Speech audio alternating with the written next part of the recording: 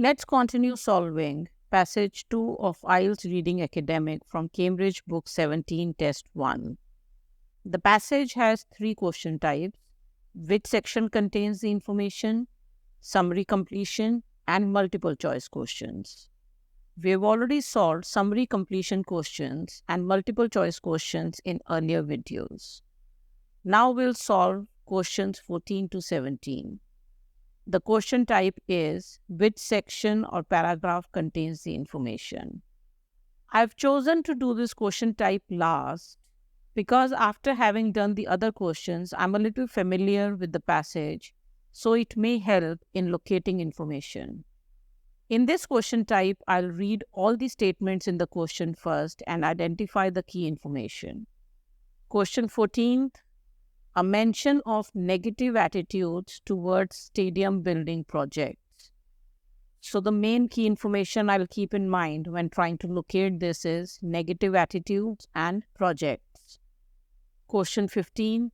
Figures demonstrating the environmental benefits of a certain stadium. Figures, environmental benefits, and certain stadium.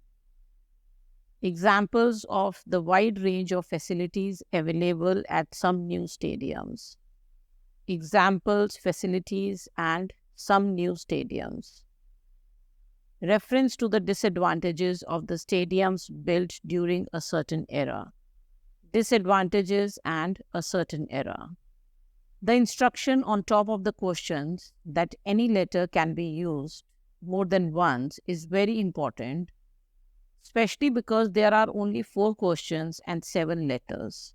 And even from these 7, any letter can be used more than once. This is something we need to keep in mind. After having done questions 18th to 24th, what I know is that the passage begins with info about past stadiums or amphitheaters with lots of details of what they were used for. Section B and C are all about the past. Sections D, E, and F are about modern stadiums, their advantages, disadvantages, and their uses.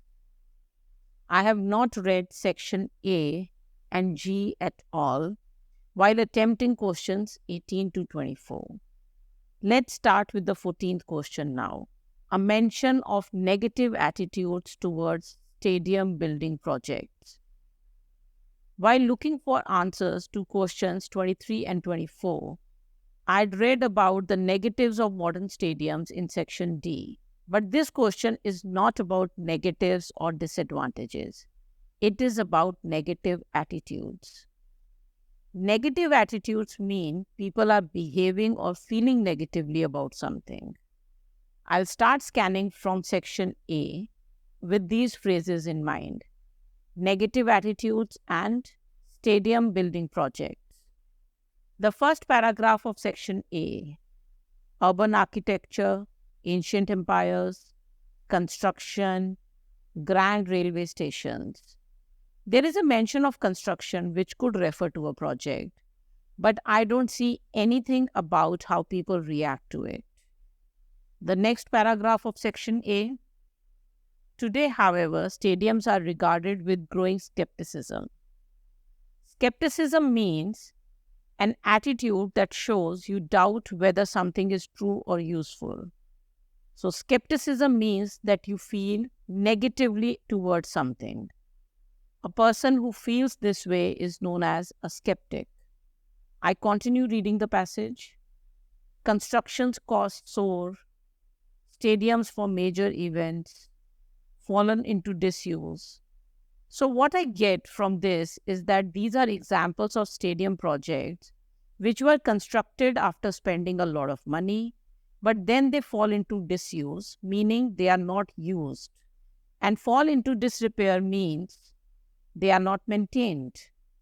So people are not happy about it or have a negative attitude or are skeptical about it. The answer to the 14th question is A. One thing that could confuse you when looking for this is the mention of negatives in section D. The word negatives is not mentioned in the passage, but negative features are mentioned in questions 23 and 24, the answers to which are found much later in the passage. But features refer to the quality of something. So in negative features, different details about stadiums were mentioned, such as location and space. A negative attitude is very different from negative features. Also, Section A broadly discusses the significance of adaptability. So you might not expect a mention of a negative here. And a big issue can be if you don't know the meaning of the word skepticism. But if you read the sentence after this, you get the idea that something negative is being talked about. Moving on to the 15th question now. Figures demonstrating the environmental benefits of a certain stadium. Figures means numbers. A certain stadium means a particular stadium or a specific stadium. So I'm looking for numbers and the name of a specific stadium. And then I look for a mention of environmental benefits there. Section A mentions an amount, which is construction cost. This cannot be about the environment. Section B has numbers of spectators. This cannot be about the environment either. And then numbers are there in Section F.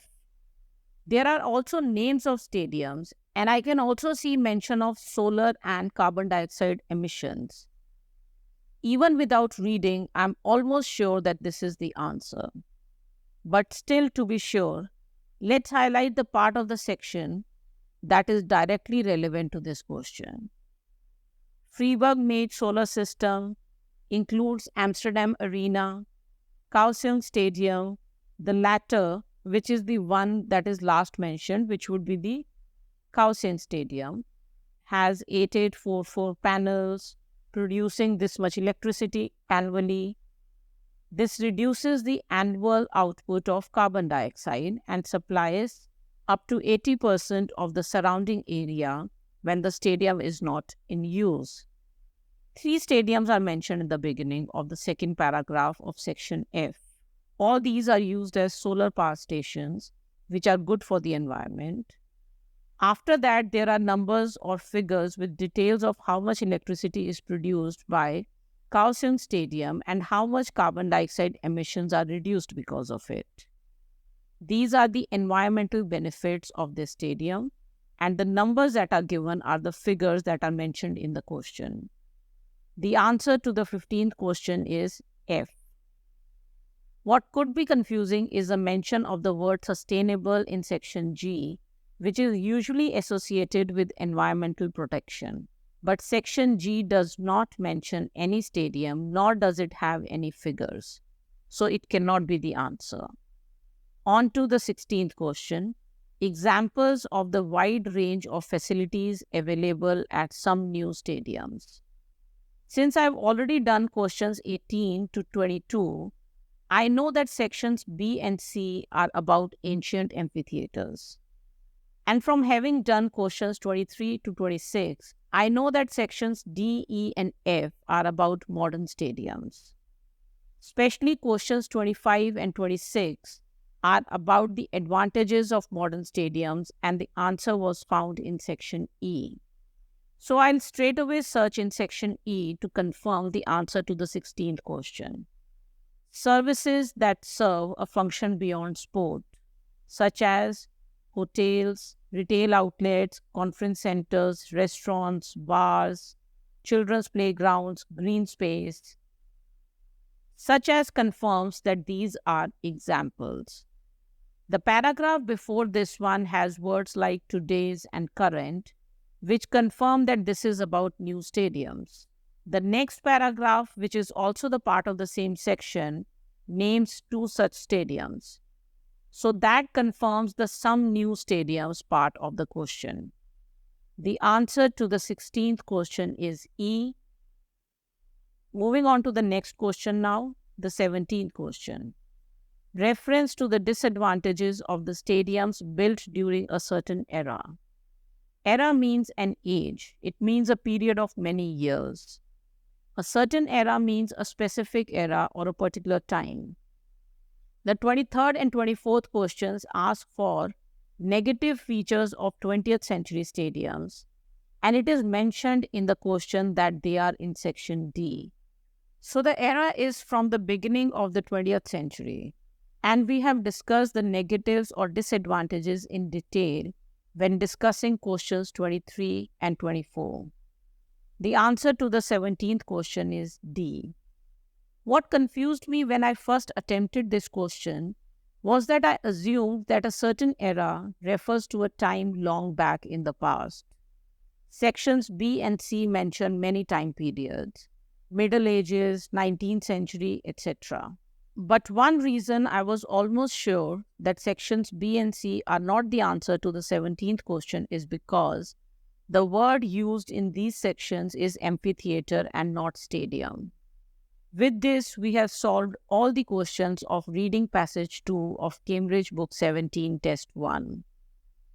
Notice the locations of the 4 answers we just worked on in this video. And these are the locations of the answers to the other questions in the same passage. More often than not, there are many parts of the passage that you don't need to read at all. To ace IELTS reading, you need to know the question types and their features. This helps you in locating the answer. This may also help you in deciding which question type to attempt first.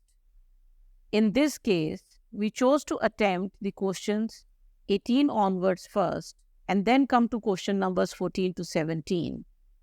We also need to identify keywords and phrases. These help you in locating the answer as well as in confirming the correct answer. When you read a question, pause and understand it properly before you start looking for the answer. This is especially important because the language of the question is usually easier than the language of the passage. Hope this video helped you. If you found this video useful, please give it a thumbs up and consider subscribing to the channel for more IELTS preparation content. Don't forget to check out other videos where we have solved the rest of the questions of this reading test. That's it for now. All the very best.